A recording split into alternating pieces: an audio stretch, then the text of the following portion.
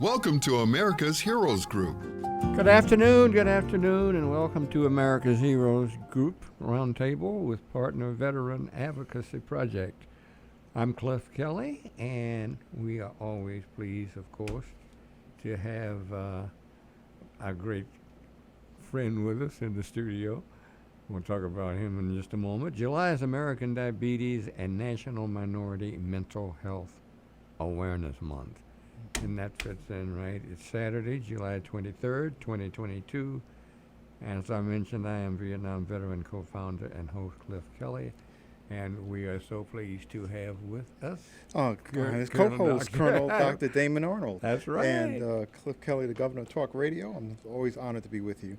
Our executive producer is Glenda Smith. Our digital media producer is Ivan Ortega, the great of Scout Honor Productions.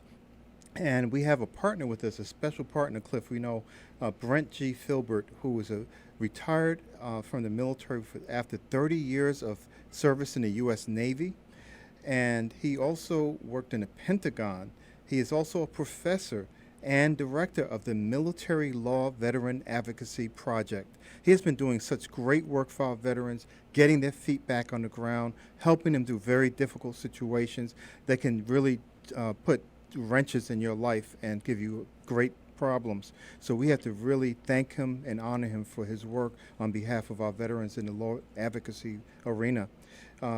Today he's going to be talking about recent developments in VA disability law, policy, and discharge upgrades. How are you doing, Brent? I'm doing great. Good talking to you today, gentlemen. Yes, sir. Thank you. Right. So give us a scoop. What's going on recently? I know you've been busy as usual. Yeah, I've been busy, very busy. There's always lots to do in trying to help veterans, as you all know. So I guess, so each year, I've been doing this show, I can't believe it now, I guess for 3 years, but I like to take one show and just talk about recent developments in the law. And this is a good time to do it because there is, on the horizon, there's going to be a really substantial change in really impacting millions of veterans with legislation that's going to be coming up online, I think, in the next few weeks. It's called the PACT Act, and it's, I don't know if you all have talked about it or not, but it is known as the Sergeant First Class Heath Robinson Honoring Our Promise to Address Comprehensive Toxics Act. It's passed the Senate once, and it's passed the House. It's going back to the Senate, where it will pass also. But it has sweeping improvements for health care and disability compensation for veterans, and I think it'll be law in the next few weeks. So that's one of the major things that's happening. I'd like to talk a little bit about what that law is going to do in helping veterans with disability compensation claims and access to health care. It really is a huge deal. And to tell you, you know something's a big deal in the government when it costs a lot of money, and the cost of this is I don't know, upwards of $275 billion that the federal government's going to be putting into this over the next several years. And what it does is the law opens access to health care for veterans who normally would not be eligible for it if those veterans served in areas where there were burn pits. This goes back to the whole burn pit issue. So veterans who served in Afghanistan and Iraq often would come back and be exposed to all these toxins, but they would not be eligible for health care or free health care from the VA because they didn't serve long enough. They didn't have any service-connected conditions. They couldn't show that they had conditions that were related to this toxic exposure, and so they were really cut out. And it's been going on for years. And what this bill does is it provides VA health care to veterans who served post 9/11 in any of those areas, free health care. So it's going to affect 3.5 million veterans who are going to have access to health care once this bill becomes law in the next couple of weeks. That's one huge change that is out of this particular law. There's others as well that I'm going to talk about, but that's one that's really significant. Wow. The other thing it does is this law adds 23 new conditions that are presumed to have been caused by toxic exposure, including multiple types of cancer and respiratory diseases. So now if a veteran served in Afghanistan or Iraq or some other areas where there's known burn pits, and they get one of those conditions, they don't have to show that it was caused by anything. It's presumed. So that's a huge deal as well. So that's for veterans who are filing for disability compensation, who have cancer or respiratory diseases in the past, and I've had many of them where their claims are denied because they can't show exactly what's required. It's going to be presumed. So that makes it much easier in getting compensated for those types of injuries. So that's another area as well. So there's more I want to talk about. I get so excited about it, but I want to see what you all thought about it, and if you have any questions about just those two major parts of this legislation, which is coming into effect shortly. I think this is phenomenal. It is. You know, because we've been asking people to join us at America's Heroes Group. We're now live on Facebook and YouTube. And so the message is going out even further and further. We're like in 46 countries now, where, we're all across the country right now in the United States. So I'm hoping that your message gets out to everyone that they need to be looking at this act as it's becoming forward. And it's important, I would imagine. One of the things that happens, I know about asbestos, is it takes 20 to 30 years as a latency period.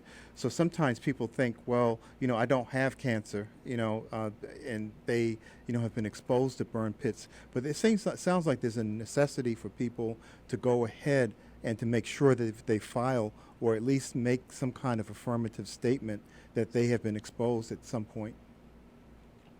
That's absolutely right. So there is a process where if you can register with the VA even now, even if you don't have one of the conditions that's connected to burn pit exposure or to toxin exposure, but you can go ahead and register that you qualify if you develop any of these diseases.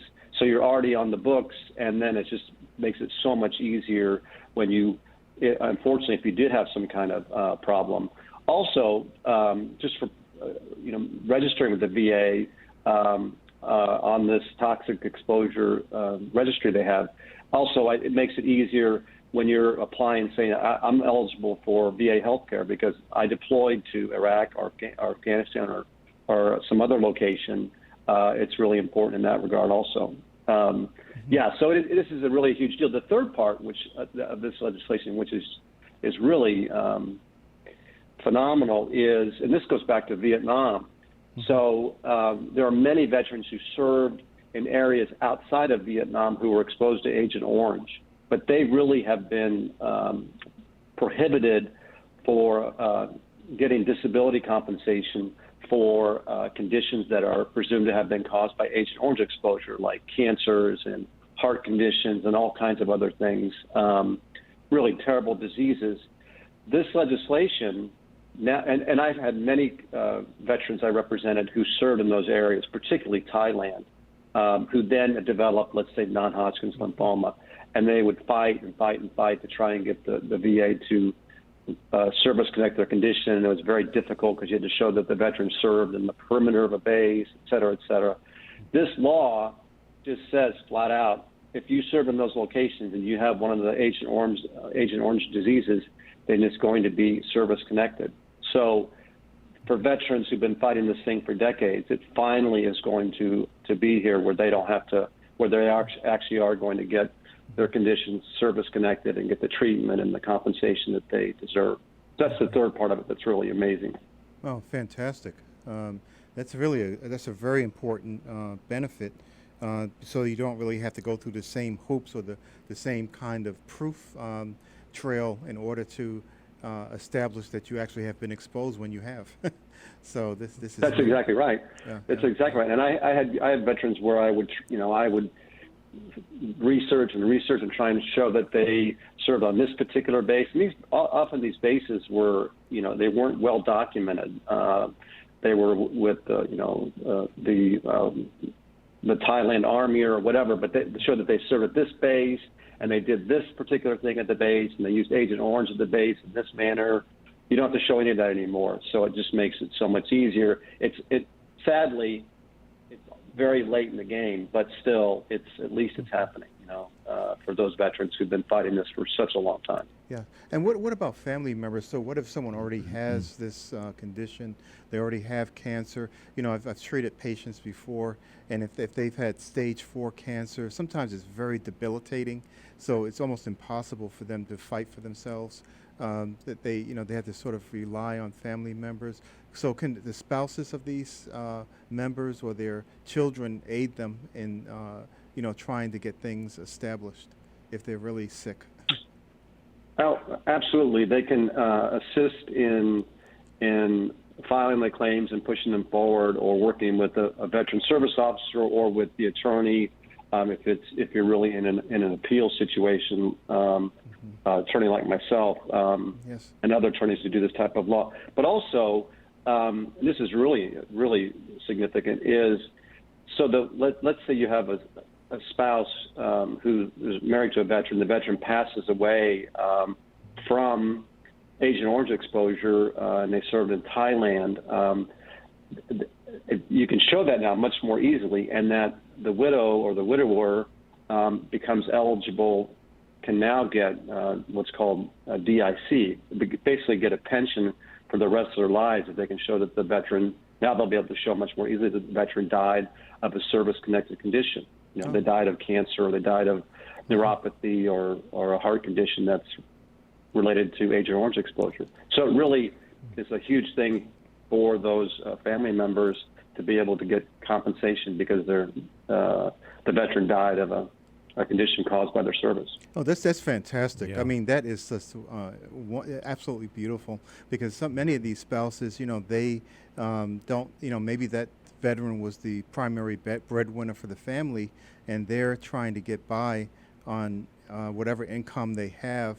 And this veteran lost their life. Maybe they were the sole breadwinner for the entire family, and so there is some recourse for them to stabilize their life, and even though their service member, their spouse, or their parent died for the country, we always assume that it's due to direct gunfire, taking incoming from an enemy.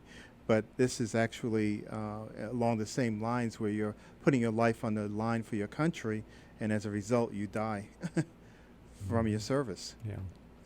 Yeah, because you wouldn't. That's absolutely right. Yeah, you wouldn't be there. And you're right. I mean, it doesn't often show up immediately, particularly like if you're exposed to Agent Orange.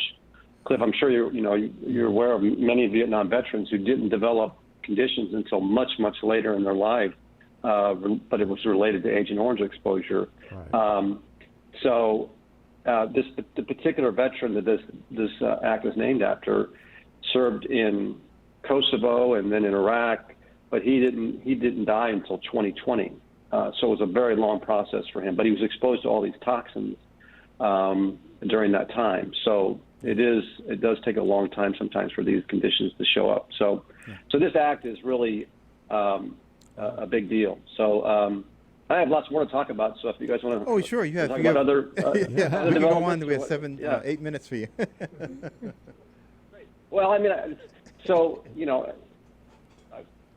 I guess I'm kind of like a veterans law dork, because it excites me to talk about things that are happening in the law that, for the most part, help veterans. Sometimes there are negative decisions, and there's one that came out recently from the Supreme Court that we could talk about. But one area that really is a development that is part of a trend. You and all, we've talked previously about there's this huge number of veterans post 9/11 in particular who were discharged and received other than honorable discharges, and they came out of service with either traumatic brain injury or PTSD, and so they got in trouble in service after deploying, and then got the boot and don't get any VA benefits, can't get health care, they get nothing.